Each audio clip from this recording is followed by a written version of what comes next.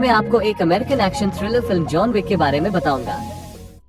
अपनी पत्नी हेलेन को एक लाइलाज बीमारी से खोने के बाद जॉन विक को डेजी नाम का एक बीगल पिल्ला मिलता है, जिसे हेलेन ने मरने से पहले भेजने की व्यवस्था की थी ताकि वो उसको दुख से निपटने में मदद कर सके। जॉन के कठोर आचरण के बावजूद वो पिल्ले के साथ बंध जाता है और वो दोनों अपने विंटेज 1969 फोर्ड मस्टैंग में ड्राइविंग करते हुए दिन बिताते हैं। एक गैस स्टेशन पर उसका सामना रूसी गैंगस्टरों की तिकड़ी से होता है, जिसका नेता योसेफ उसकी कार खरीदने पर जोर देता है, जिसे जॉन बेचने से मना कर देता है। उस शाम गैंगस्टर्स जॉन के घर में घुसकर उसे बेहोश कर देते हैं और डेजी को मारकर उसकी कार चोरी कर लेते हैं। योसेफ कार की आइडेंटिफिकेशन नंबर बदलने के लिए उसे एक गैराज में ले जाता है। गैराज का मालिक ऑरेलियो कार को पहचानते हुए और ये जानते हुए कि ये किससे चुराया गया है, योसेफ को घूंसा मारता है और उसे गैराज से बाहर निकाल देता है। जॉन ऑरेलियो से मिलने जाता है, जो बताता है कि योसेफ न्यूयॉर्क शहर में रूसी माफिया के प्रमुख विगो तारासेव का बेटा है। ऑरेलियो योसेफ की गतिविधियों को विगो से संबंधित करता है, जो योसेफ को मारने लगता है और उसे बताता है कि जॉन विक पहले बाबा यागा नाम से विगो के लिए एक हत्यारे के रूप में काम करता था। जब जॉन इस पेशे को छोड़कर हेलेन से शादी करना चाहता था तो विगो ने उसे एक असंभव कार्य दिया था, जिसका अर्थ था कि उसे थोड़े समय में कई उच्च स्तरीय हत्याएं करनी थी। लेकिन जॉन इस कार्य में सफल हो जाता है, जिससे विगो काफी हैरान था और जॉन के ये प्रयास विगो को अपनी माफिया की स्थापना करने में महत्वपूर्ण थे। योसेफ को आने वाली प्रलय की चेतावनी देने के बाद विगो जॉन से प्रतिशोध न लेने के लिए बात करने की कोशिश करता है, लेकिन जॉन बात करने से इनकार कर देता है। विगो जॉन के घर हिटमैन की एक टीम भेजता है, लेकिन जॉन उन सभी को मार देता है और शवों और सबूतों को ठिकाने लगा देता है। ये सुनकर विगो बिल्कुल भी हैरान नहीं है और जॉन के सिर पर $2 मिलियन का इनाम रखता है और व्यक्तिगत रूप से जॉन के उस्ताद मार्कस को जॉन को मारने का कॉन्ट्रैक्ट देता है, जिसे वो स्वीकार कर लेता है। जॉन न्यूयॉर्क कॉन्टिनेंटल होटल से सहायता मांगता है, जो विशेष रूप से आपराधिक अंडरवर्ल्ड को ही अपनी सेवाएं प्रस्तुत करते हैं और अपने परिसर में किसी भी हत्या की अनुमति नहीं देता है। जॉन को मारने के लिए इस नियम को तोड़ने के इच्छुक लोगों के लिए विगो ने इनाम को दोगुना कर दिया।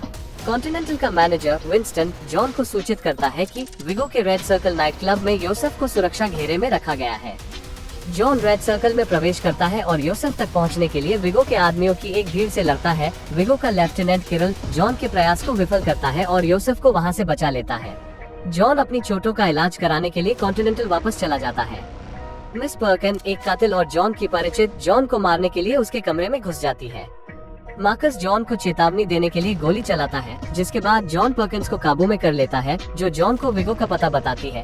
वो उसे बेहोश कर देता है और कॉन्टिनेंटल में पर्किंस की सजा का इंतजार करने के लिए उसे अपने साथी और एक हत्यारे हैरी के साथ छोड़ देता है, लेकिन बाद में वो खुद को मुक्त कर लेती है और हैरी को मार देती है।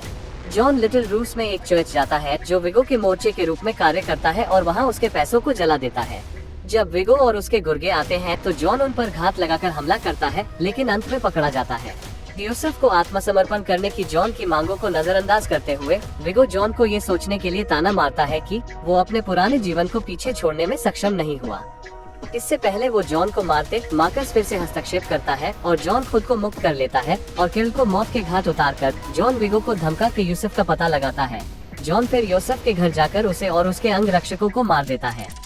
पर्किंस को पता चलता है कि जॉन और मार्कस संपर्क में हैं और वो इस बात की सूचना विगो को देती है, जो मार्कस को टॉर्चर कर उसको मरवा देता है।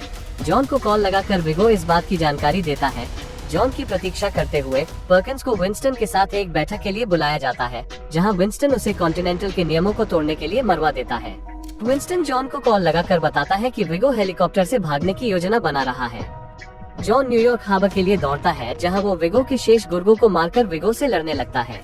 विगो एक चाकू निकालता है, लेकिन जॉन खुद को उस चाकू से मार लेता है। विगो को निहत्था कर जॉन उससे घायल कर देता है और मरने के लिए छोड़ देता है। जॉन अपने घावों का इलाज करने के लिए एक जानवरों के क्लिनिक में घुस जाता है और वहाँ एक पिटबुल को रिहा करता है। अंत में जॉन और वो कुत्ता घर के लिए उस रास्ते से जाने लगते हैं, जहाँ हेलन और जॉन की आखिरी डेट हुई थी।